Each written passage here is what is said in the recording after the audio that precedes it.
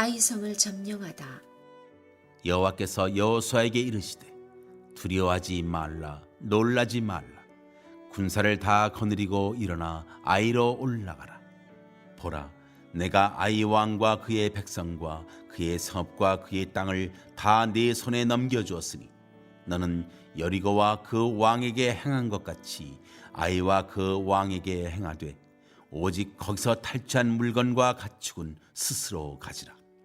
너는 아이 성 뒤에 복병을 들지니라 하시니 이에 여호수아가 일어나서 군사와 함께 아이로 올라가려 하여 용사 3만 명을 뽑아 밤에 보내며 그들에게 명령하여 이르되 너희는 성읍 뒤로 가서 성읍을 향하여 매복하되 그 성읍에서 너무 멀리 하지 말고 다 스스로 준비하라. 나와 나를 따르는 모든 백성은 다 성읍으로 가까이 가리니 그들이 처음과 같이 우리에게로 쳐올라올 것이라. 그리할 때 우리가 그들 앞에서 도망하면 그들이 나와서 우리를 추격하며 이르기를 그들이 처음과 같이 우리 앞에서 도망한다 하고 우리의 유인을 받아 그 성읍에서 멀리 떠날 것이라. 우리가 그들 앞에서 도망하거든 너희는 매복한 곳에서 일어나 그 성읍을 점령하라. 너희 하나님 여호와께서 그 성읍을 너희 손에 주시리라. 너희가 그 성읍을 취하거든 그것을 불살라 여호와의 말씀대로 행하라. 보라, 내가 너희에게 명령하였느니라 하고 그들을 보내매 그들이 매복할 곳으로 가서 아이 서쪽 베델과 아이 사이에 매복하였고 여호수아는 그 밤에 백성 가운데에서 잤더라. 여호수아가 아침에 일찍 일어나 백성을 점호하고 이스라엘 장로들과 더불어 백성에 앞서 아이로 올라가매 그와 함께한 군사가 다 올라가서 그 성읍 앞에 가까이 이르러 아이 북쪽에 진치니 그와 아이 사이에는 한 골짜기가 있더라. 그가 약 5,000명을 택하여 성읍 서쪽 베델과 아이 사이에 매복시키니 이와 같이 성읍 북쪽에는 온 군대가 있고 성읍 서쪽에는 복병이 있었더라. 여호수아가 그 밤에 골짜기 가운데로 들어가니 아이 왕이 이를 보고 그 성읍 백성과 함께 일찍이 일어나 급히 나가 아라바 앞에 이르러 정한 때에 이스라엘과 싸우려 하나 성읍 뒤에 복병이 있는 줄은 알지 못하였더라. 여호수아와 온 이스라엘이 그들 앞에서 거짓으로 패한 척하여 광야길로 도망하매 그 성읍에 있는 모든 백성이 그들을 추격하려고 모여 여호수아를 추격하며 유인함을 받아 아이 성읍을 멀리 떠나니 아이와 베델에 이스라엘을 따라가지 아니한 자가 하나도 없으며 성문을 열어놓고 이스라엘을 추격하였더라. 아이성에서의 쓰라린 패배와 공동체의 죄가 드러난 후에 하나님께서는 여호수아에게 이렇게 시작하라고 말씀하십니다.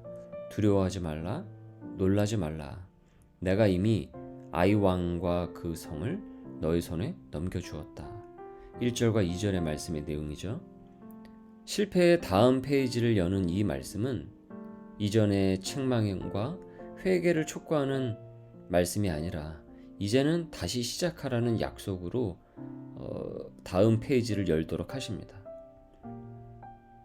새벽을 여는 우리에게도 필요한 음성도 실은 이것이겠죠. 두려워하지 말라, 다시 시작하라.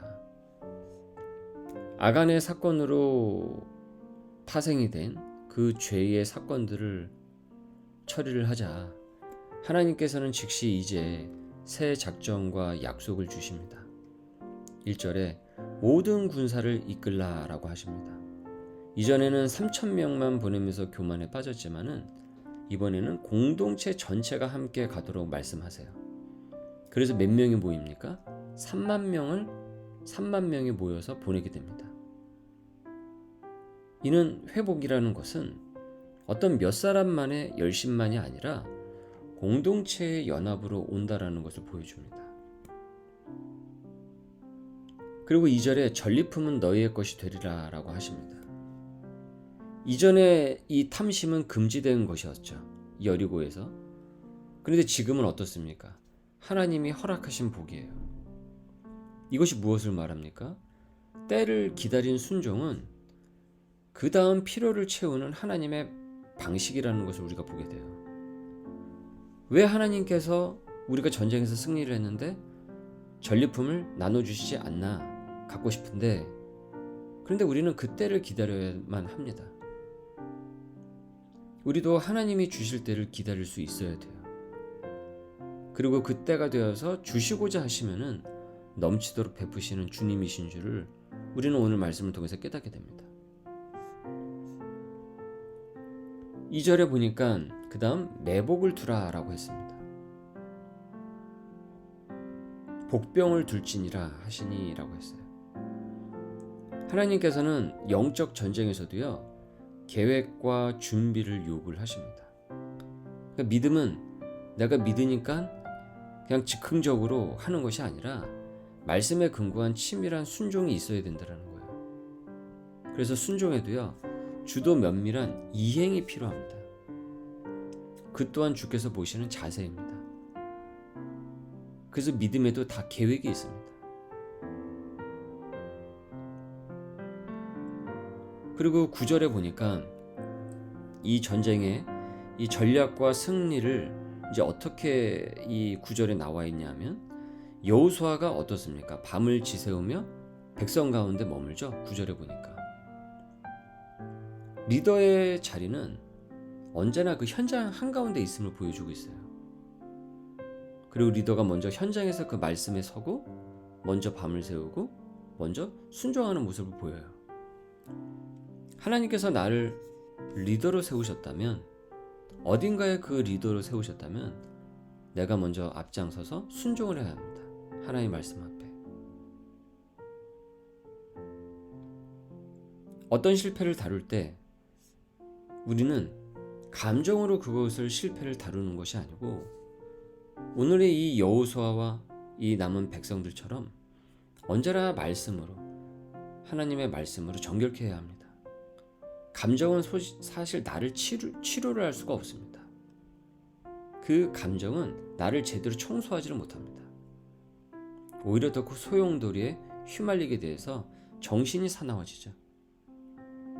말씀이 나의 감정과 그 실패의 그 자리를 정돈을 하게 됩니다. 어지러웠던 그 실패를 다시 재정돈을 합니다. 그래서 말씀으로 정결케 되는 거예요. 그리고 그 정결한 후에는 낙심하지 않고 다시 시작의 그 자리에 일어서야 됩니다. 오늘 하나님께서는요, 실패한 자들을 이끄시기 위해서 그 실패를 다시 재사용을 하세요. 예수님을 따르던 제자들의 실패를 보십시오. 그 실패를 예수님께서는 되레 사용을 하십니다. 베드로가 3번을 부인했고, 그리고 이제 나는 고기나 잡으러 갈란다 하면서 다시 배를 띄웠어요.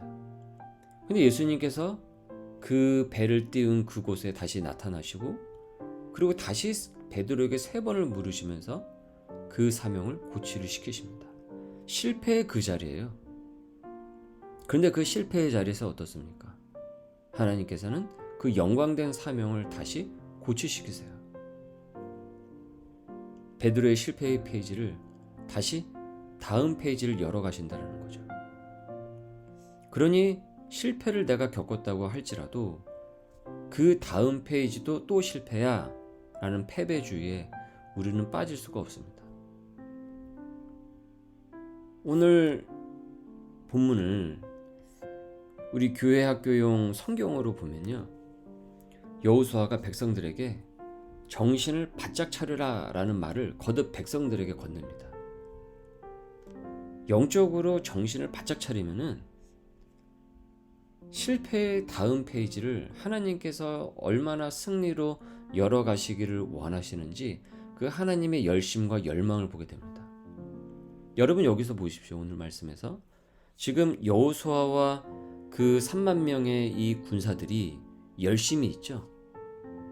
근데 여러분 여기서 이 여호수아와 3만 명의 군사들의 열심만 보이십니까? 아니죠.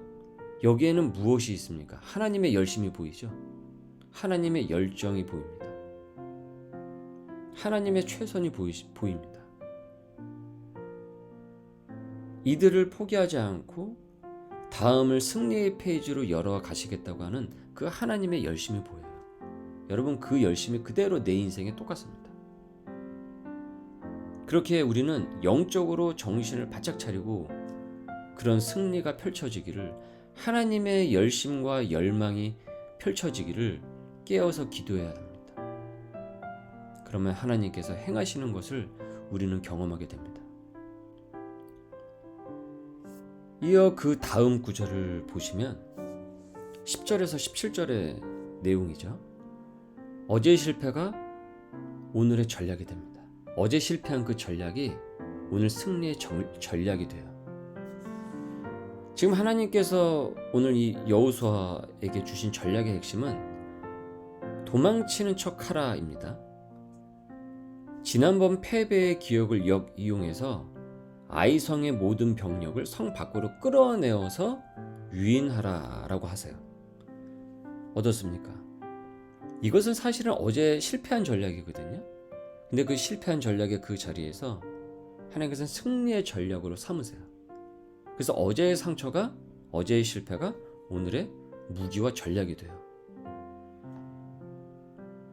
이처럼 하나님의 손에 들려지게 될 때 그 실패는 낙인이 아니라 전략이 됩니다. 중요한 것은 그것이 누구의 손에 들려지고 있냐라는 거예요.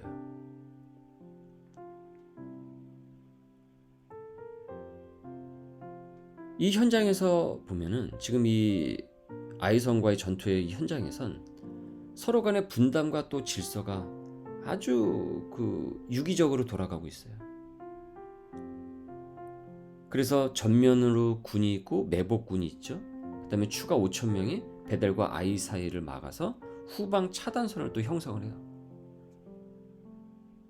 승리는 영성을 바탕을 두고 거기에 우리 행하는 것도 우리의 마음의 영성을 토대를 두고 그 다음 거기에 따른 그 행함도 필요한데, 바로 질서와 협력의 열매를 보여주고 있는 거예요. 얼마나 질서 있고 협력이 유기적으로 이루어지고 있습니까?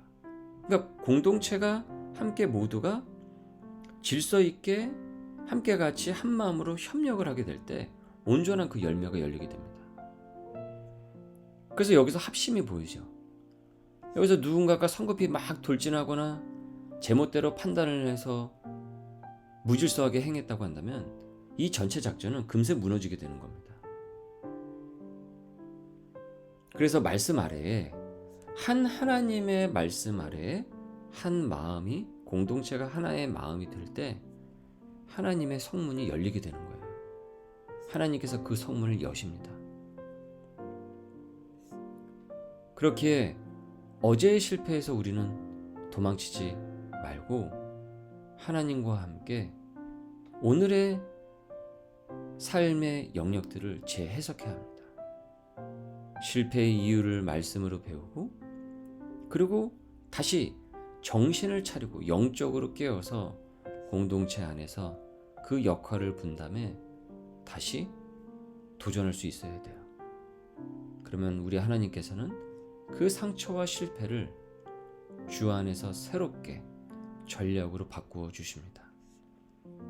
17절입니다. 아이와 베델의 이스라엘을 따라가지 아니한 자가 하나도 없으며, 따라가지 아니한 사람이 하나도 없으며, 한 사람도 없이 다 따라갔다라는 것이죠. 성문을 열어놓고 이스라엘을 추격하였더라.